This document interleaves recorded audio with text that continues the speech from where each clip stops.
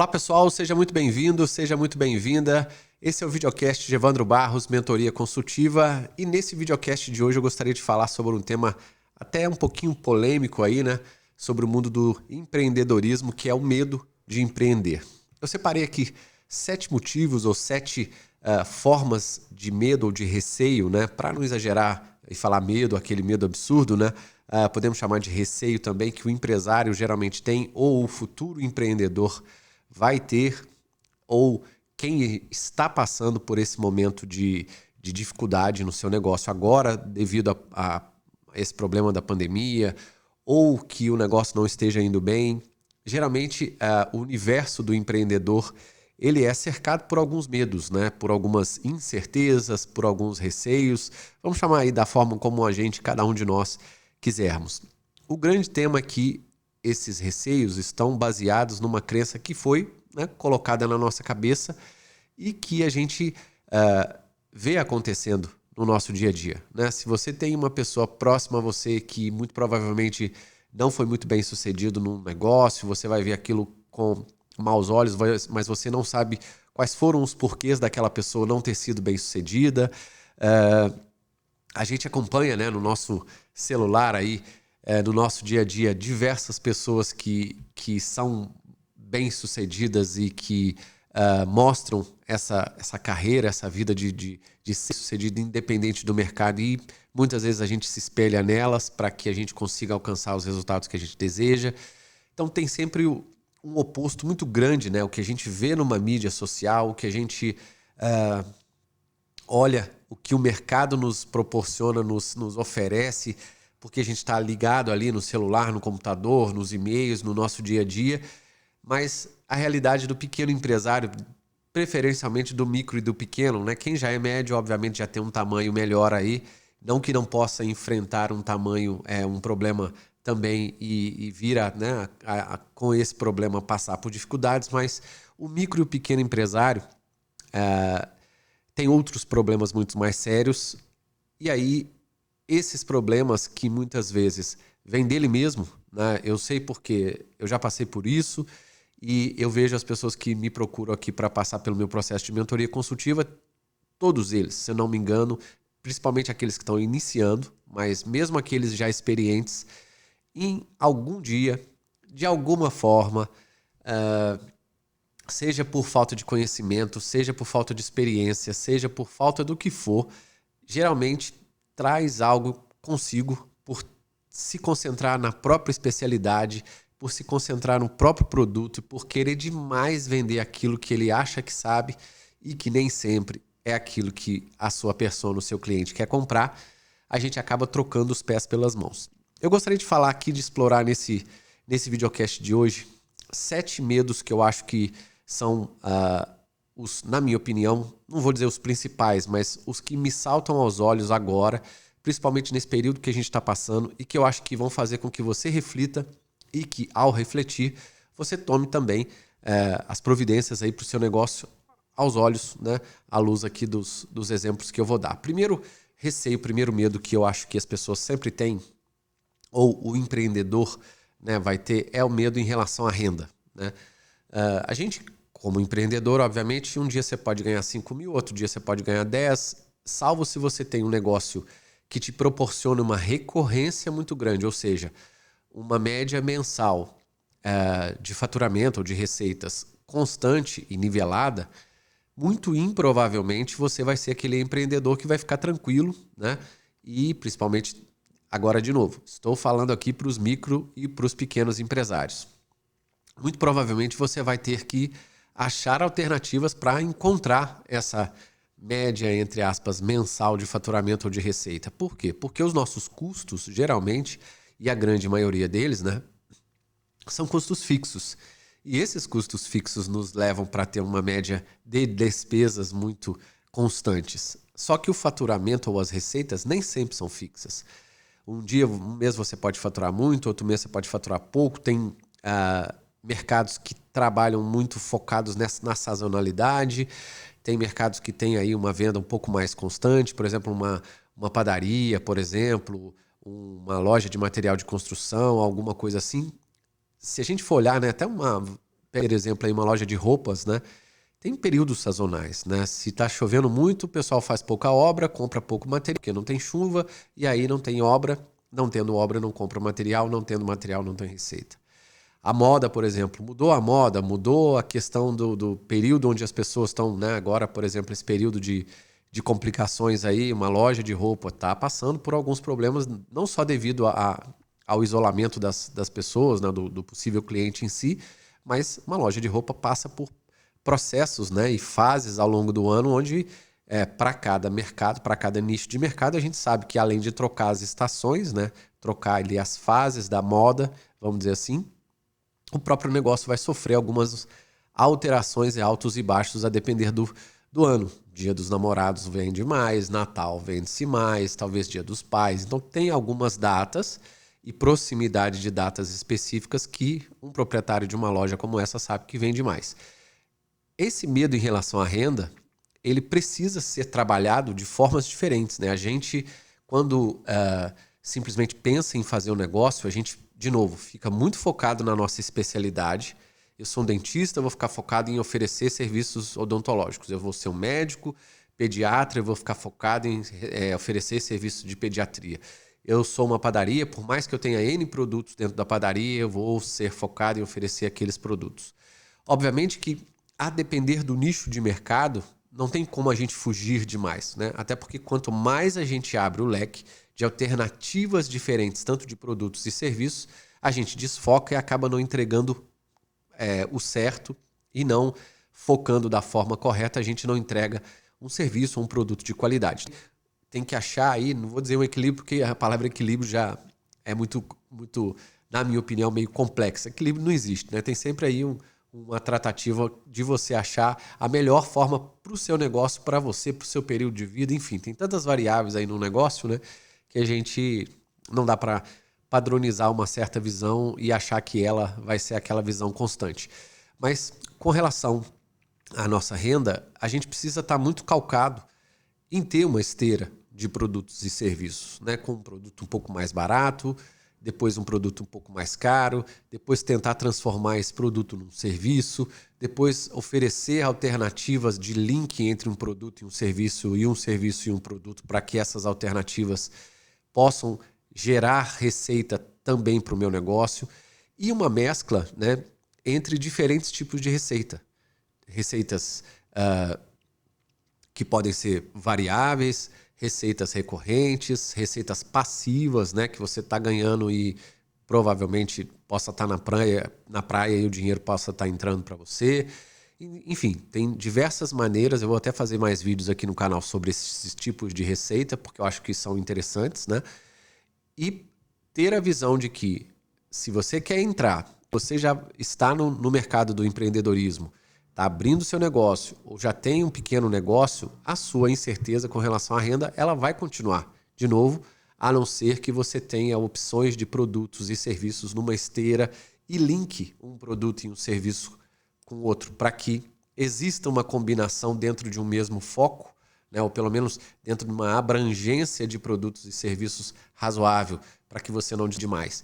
Mas esse medo existe e existem formas de se trabalhar, né, esse medo no sentido não psicológico, né? Não estou aqui para tratar dos aspectos internos aí do medo em si, mas de transformar algo que vai gerar a sua renda numa esteira de produtos onde você consiga ter perspectiva de venda desses produtos e serviços que sejam complementares e que possam começar desde um produto mais barato até um serviço bem caro, premium aí, por exemplo, e de forma que você consiga agregar valor em todos eles da forma diferente, para que você tenha essa esteira de produtos. Hoje, um cliente pode ter chegado até o seu negócio, até você, de uma forma A, e não ter dinheiro para comprar um serviço mais caro, mas ele quer te conhecer e deve ter aí a opção, ou pode ter a opção de comprar um produto mais barato.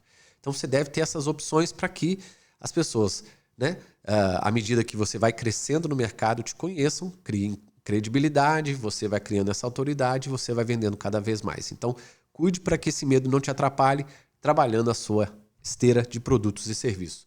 Segundo medo, medo de fracassar.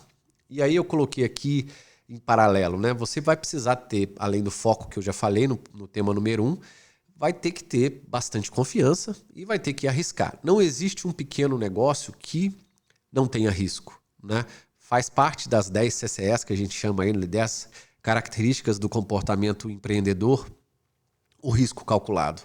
Porque todo negócio tem um risco. Eu posso falir amanhã se o meu negócio mudar da água para o vinho, como muitos negócios em termos tecnológicos, ou porque o mercado mudou, porque alguma coisa aconteceu na minha área, no meu mercado em si, e que eu não estou ajustado a isso, né? Não consegui acompanhar uma inovação, uma melhoria, enfim, eu posso ser colocado para fora do dia para a noite do mercado. Já visto aí, Uber e uma série, né? Os próprios hotéis que hoje têm dificuldades com Airbnb, que foi um outro modelo de negócio que chegou para ficar e que vai revolucionar, né? Já está revolucionando, mas vai continuar revolucionando o mercado da hotelaria, porque muda a perspectiva de negócio, né? Muda o modelo de negócio. Então, não existe abrir um negócio e não ter risco. Primeiro, que a gente vai ter aquele receio, né, da renda, que está ligado com esse receio aí do fracasso. Porque se eu fracassar por qualquer que seja o motivo, ou porque eu não consegui a receita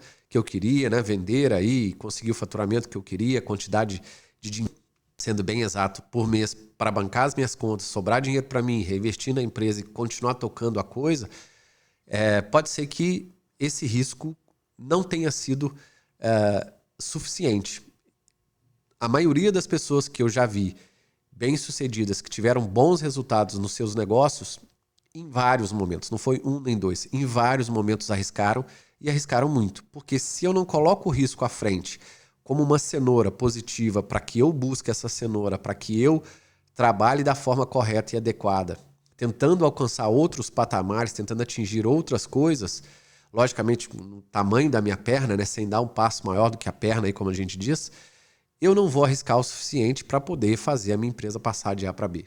E só o fato dela estar aberta agora já é o risco que você tem sob diversas formas, né? No governo, da legislação, de não ter cliente. O risco, ele existe e, por isso, a gente se... né? Eu sou meio assim, eu adoro acordar e ter a motivação de buscar um resultado, né? E faz parte da característica do empreendedor ter um pouco dessa veia, né? Porque, de novo, não tem certo nem errado.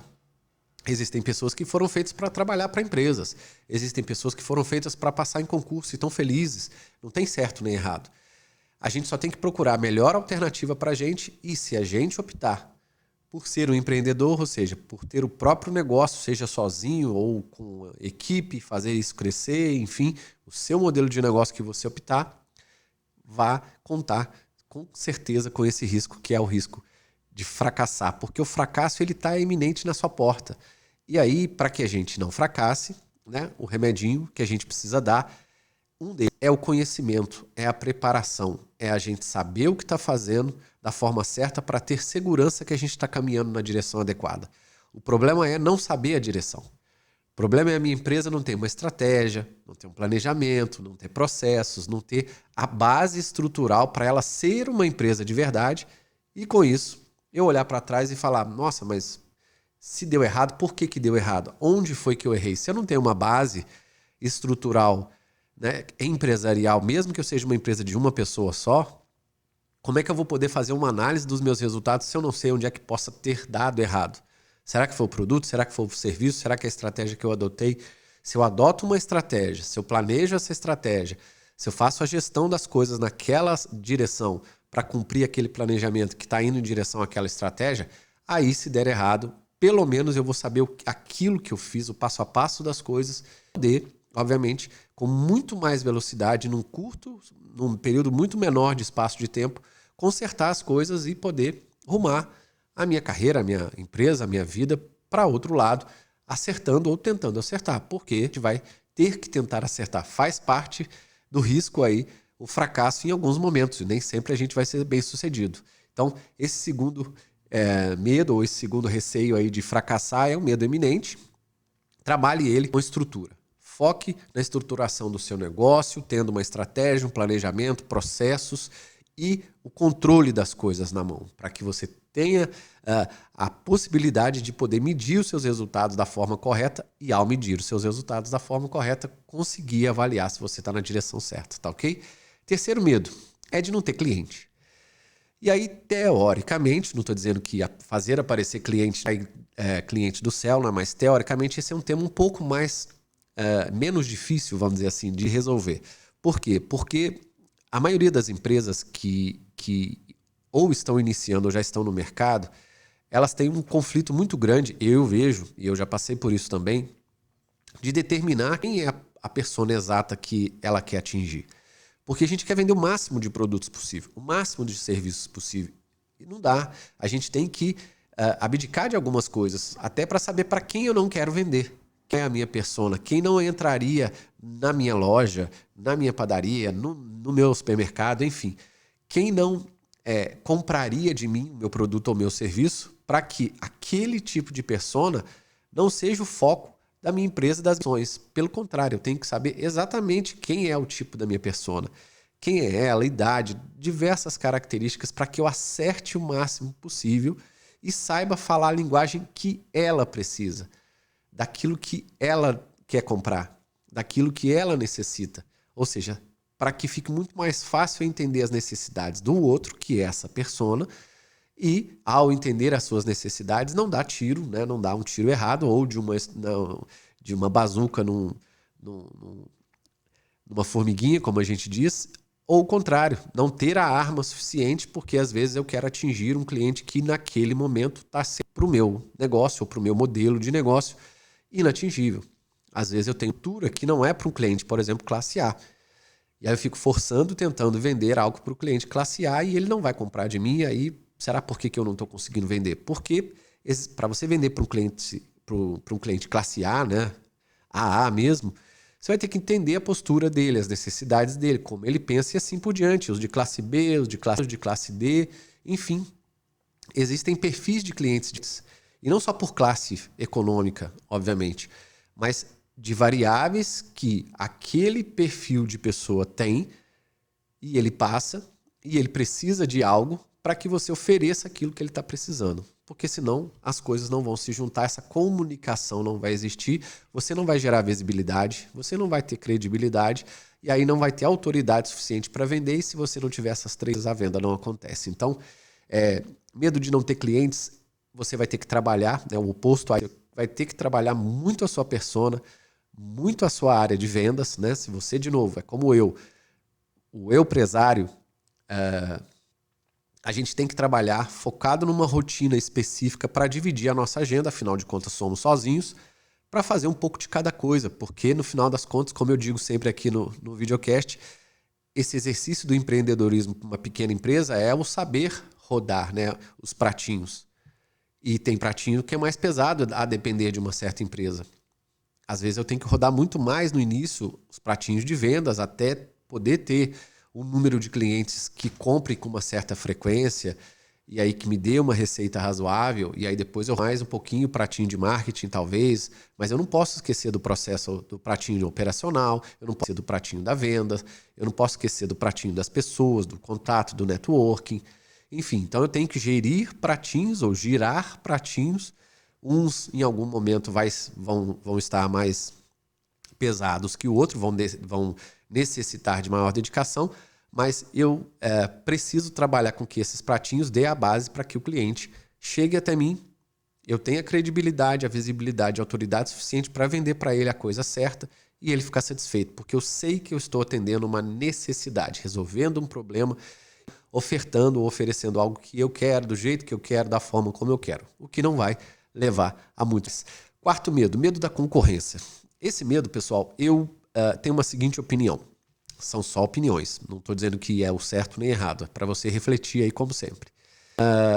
Quando a gente modela um negócio, né, e monta uma estratégia para um negócio que a gente chama de modelo estratégico de negócio, a gente procura entender qual vai ser a oferta, qual vai ser a persona, quais são os recursos, uma série de pilares para que aquele modelo de negócio, na forma como ele está sendo tocado ou concebido, se for novo, ele possa funcionar na prática, para depois a gente planejar isso. Depois que eu termino o planejamento, né, eu pego a estratégia, montei e termino o planejamento, eu tenho na minha mão 2 dos pilares, dos 4 pilares que eu acho que são importantes, de novo, minha opinião, dos 4 pilares que eu acredito que sejam bastante importantes para poder olhar para o negócio e saber se ele vai ser viável ou não, inclusive financeiramente. Por quê? Porque depois que eu montei a estratégia e terminei o planejamento, eu já tenho em mãos os subsídios necessários, inclusive com algumas pesquisas, né? Porque faz parte da estratégia fazer uma pesquisa, inclusive de concorrência, de mercado e algumas outras,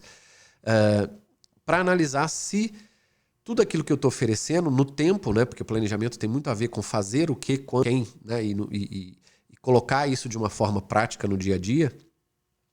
Quando a gente termina de efetivar o planejamento na mão, a gente já tem condição de saber se isso vai ser possível implementar ou ser feito em quanto tempo. Porque, por mais que sejam projeções de receita, por mais que sejam alternativas de negócio que a gente possa criar, independente se é para produto ou se é para serviço, já fiz isso para diversos tipos de empresas, né, de pequenos empresários e médios aí.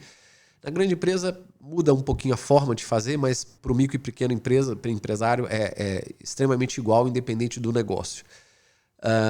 A gente consegue enxergar, depois que a gente monta uma estratégia, o quanto uma concorrência tem de peso naquele modelo para o negócio que eu tenho. Porque como é um pequeno negócio, eu não vou vender muito, eu não tenho nem carga. Vamos supor que você é uma empresa de uma pessoa só, está vendendo um serviço X. Você é muito pequeno, né? Uma pessoa só. Não isso seja significante ou insignificante. Você pode ser o doutor, o especialista, o máximo do máximo, mas para que você entregue valor para o seu cliente, você vai ter um número X de horas e um número de clientes para atender. A agenda vai, por mais lotado que ela possa ter, vai ter. Então, a gente tem que ver aquele negócio dentro da característica que você quer criar, que você quer proporcionar para o seu cliente, né, para a sua persona, junto com o seu modelo de vida, porque não dá para descolar as duas coisas, né? Tem gente que abdica da vida pessoal para tocar um negócio, trabalhar 15, 16 ou mais horas por dia e acaba passando horas, né, ou anos aí a fio, dando o lado pessoal pelo empresarial e não tendo a resposta aqui porque tá faltando um monte de coisa, tá faltando uma estrutura. E aí, esse medo da concorrência, né, que é o medo da pessoa que sempre vai, ou da empresa que sempre vai poder tirar da gente um cliente, ele acaba, quando a gente tem a estratégia, o planejamento na mão, ele acaba indo por água abaixo, porque a gente tem a certeza que a gente está fazendo a coisa certa, que a gente já pesquisou, a gente já desenvolveu pensadamente um modelo estratégico, olhando o negócio e sabendo quem é a persona, né, não dando chute para vou vender, e a gente já testou. Principalmente, e aí eu não falo de testar, não é só para empresa tipo startup que está começando agora, que muito provavelmente vai ter a necessidade de colocar uma ideia nova no mercado. Não é só para esse tipo de empresa, né? É para empresa, eu presto mentoria para empresários aqui que são muito mais velhos que eu, inclusive, que tem 25, 30 anos só de empresa. Tem 60, 65 anos de idade, eu estou com 46.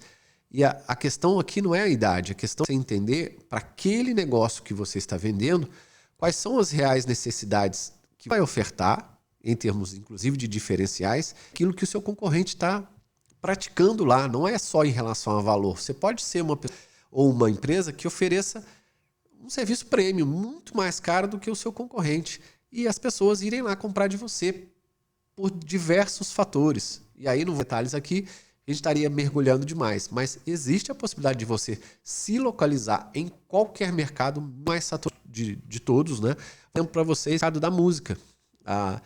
Eu tenho um segundo negócio, como vocês devem saber, que é a indústria da música. E lá na indústria da música, eu comecei como hobby em 2016, pensava em ter um possível negócio, mas passei um ano aí testando, né, dando aulas, fazendo produções, músico, gosto da música em si. Comecei lá um canal no YouTube e a coisa começou a crescer. Em 2017, percebi que se eu encarasse aquele negócio como eu encaro o IOPEX, que deu muito certo, também teria possibilidade de dar certo. E olha o quão saturado, né, é o mercado da música. Se eu for ver a quantidade de produtor musical, quantidade de prestador de serviço, eu não canto e nem toco como músico.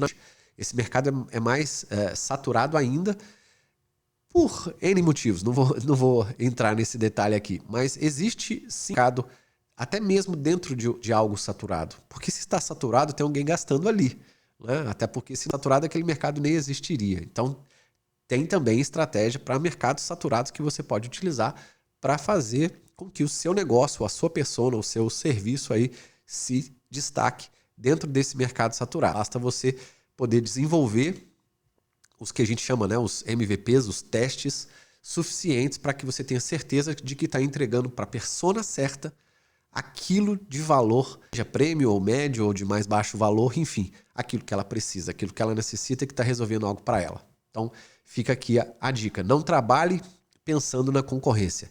Trabalhe pensando na persona e se você está atingindo algo que realmente ela quer comprar, que ela está disposta a pagar, independente do valor que for, tá ok? Número 5, medo do crescimento. Pode parecer besteira, né? Mas existem pessoas que têm, né? E eu tenho aqui atualmente uns 3 ou 4 clientes que já me relataram desse receio. Porque estão bem de vida, já chegaram num patamar rável do negócio, são pessoas bem nas áreas onde elas estão e que têm medo do crescimento. Por quê? Porque crescer dói, né? Crescer significa contratar mais gente, gastar mais, lidar com outras instâncias que hoje muito provavelmente você não tenha tanta dor de cabeça por cuidar. Quando o IOPEX começou a crescer demais, se eu não tivesse tido as pessoas certas no momento certo e tivesse tido cabeça o suficiente para dar vários passos atrás, não foi nenhum, nem para pensar em ser padronização de processos de forma bastante pesada. Meu mercado era consultoria na época. E treinar muito, mas muito bem os meus consultores para que eles pudessem realmente aquilo que a gente se propunha a fazer nos clientes, a gente não tinha crescido. Então, a estrutura da empresa era muito forte. A gente era pequenininha com estrutura de grande e competia com as grandes. Não tinha problema nenhum porque a gente vendia serviço. E deu muito certo.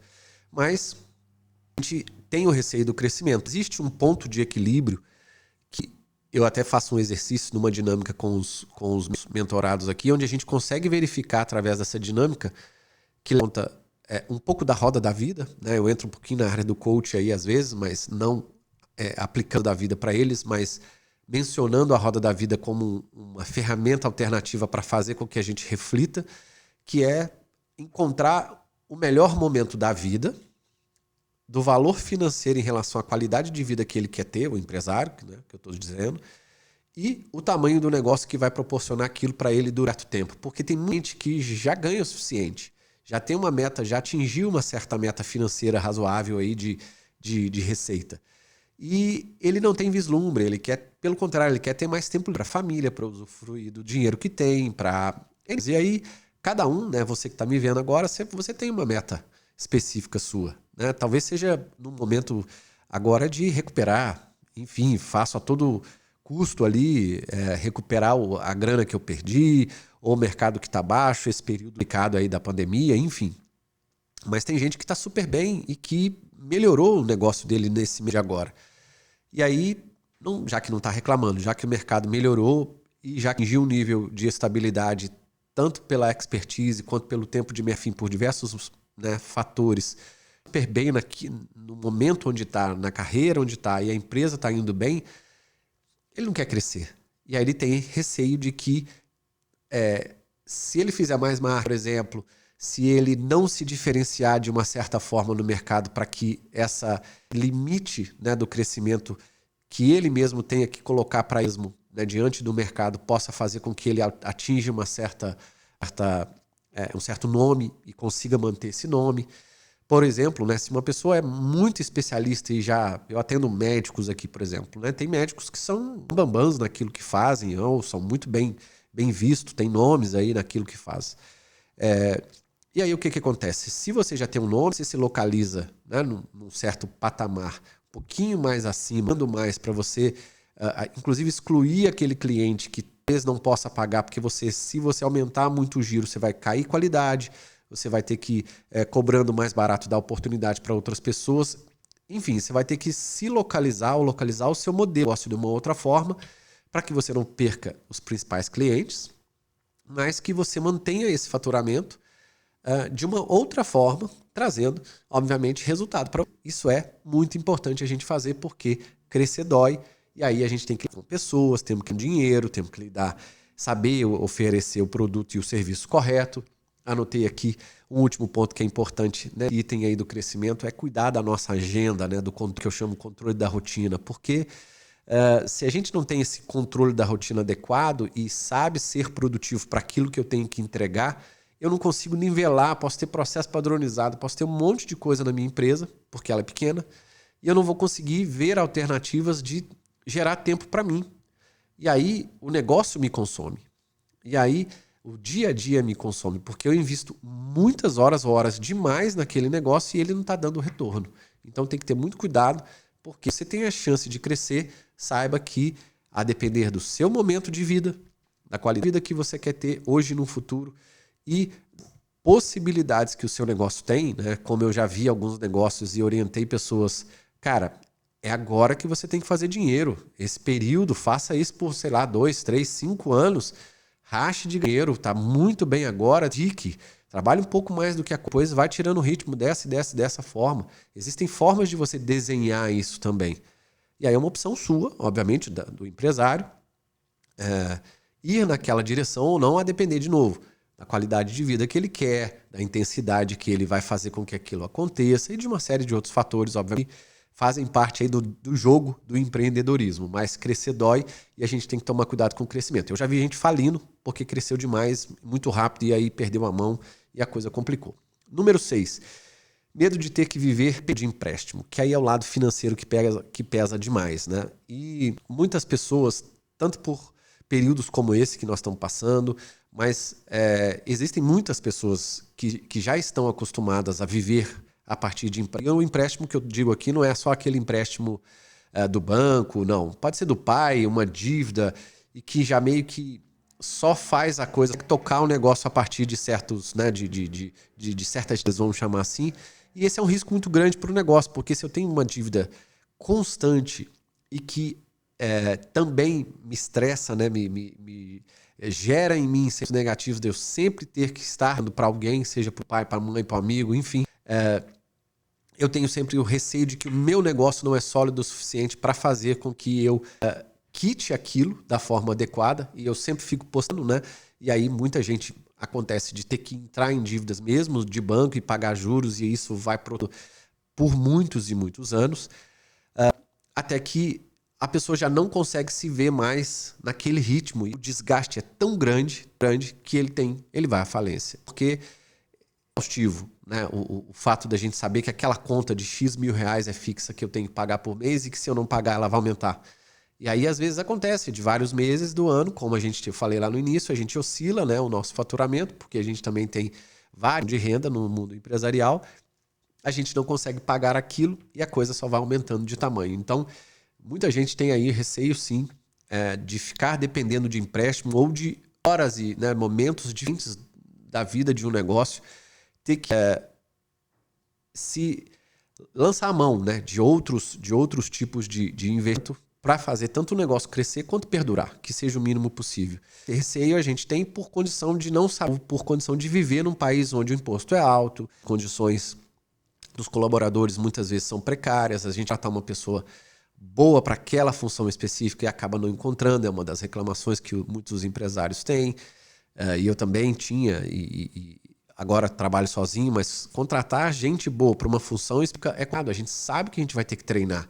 Se a pessoa tem uma certa qualificação, a não ser que você queira pagar muito bem, e se você tiver no mínimo na média do mercado, pode ter certeza que você vai ter que treinar muito bem essa pessoa. Ela pode estar até preparada para a função que ela vai fazer, mas você vai ter que se dedicar bastante para treinar essa pessoa do seu jeito, porque existe sim um receio aí das pessoas não fazerem aquilo que é necessário e você não ter, né, das pessoas e dos processos, que são os dois pilares importantes aí do negócio.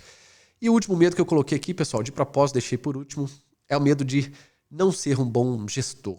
Vou colocar gestor/líder, tá? Porque empresa, né, e eu sou muito fã daquele ditado, né? Quer ir sozinho, quer ir rápido sozinho, quer ir longe, vai acompanhado.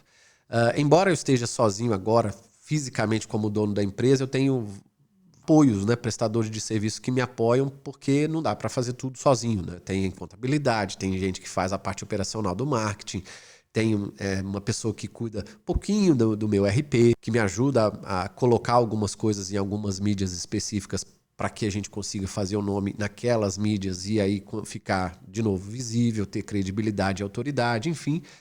Existem receios da gente não conseguir, como empresário, puxar as duas coisas principais de uma empresa, que é saber lidar com os processos, principalmente aqueles 5 que falo aqui, né? O processo financeiro, o processo operacional, processo de vendas, vendas e pós-vendas, processo de marketing, de gestão de pessoas.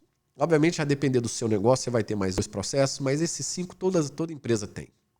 E quando eu falo gestão de pessoas, não é só colaborador. Eu, por exemplo, de novo, não tenho colaborador, mas gestão de pessoas, no meu caso, é gerir as pessoas que estão envolvidas comigo, meus prestadores de serviços, meus parceiros, todas as pessoas que estão envolvidas no meu network. E uma palavra que eu, Gevandro, preciso colocar debaixo do guarda-chuva de gestão de pessoas, porque eu preciso gerir pessoas que vão trazer, inclusive, a mim. Eu preciso gerir esse mecanismo de lidar com as pessoas da forma mais adequada possível, por ser sozinho, senão a gente tem uma dificuldade muito grande de dar outros passos e passos maiores que vão trazer aí resultados que a gente deseja. Então, cuidar de processo realmente é simples. Você só vai precisar de conhecimento e saber aquilo que você vai fazer para a cronização desses processos da forma adequada de estrutura para o seu negócio. E aí entra os 2 outros pilares do que eu chamo de ciclo da excelência, né? Eu já falei de 2 deles antes aí, que é estratégia e planejamento. Os 2 são gestão por processos e controle da rotina. Se você tem esses outros 2, se você tem uma boa gestão dos seus processos e um bom controle da rotina, você sabe muito bem porque a sua empresa vai estar estruturada em relação a esses 5 processos que eu falei anteriormente e você vai saber controlar no sentido mesquinho ou meio pesado da palavra, né? Aquele controle rígido. É ter na mão os números, saber o que está dando certo, o que está errado, esse número aqui deu certo, isso aqui. Quais são os números desse resultado dessa semana, desse dia, desse fechamento mensal? Como é que está sendo a rotina? Eu estou obtendo resultado? Por isso que eu tenho que controlar. Se eu não controlar, fica tudo sem fechamento e ficando tudo sem fechamento, eu não sei para indo. É só nesse sentido que eu chamo aí o rotina. E por que rotina? Porque é a rotina que vai fazer o hábito de uma empresa, assim como a nossa vida pessoal.